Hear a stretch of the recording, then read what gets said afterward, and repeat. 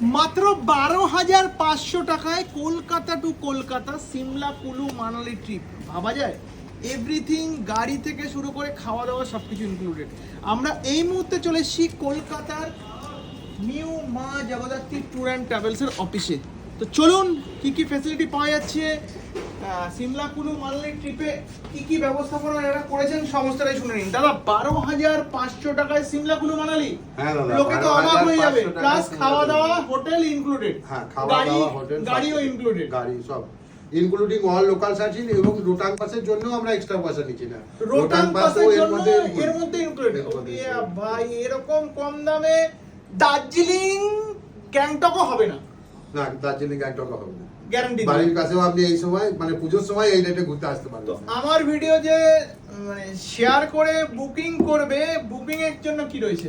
booking এর জন্য একটা ছাতা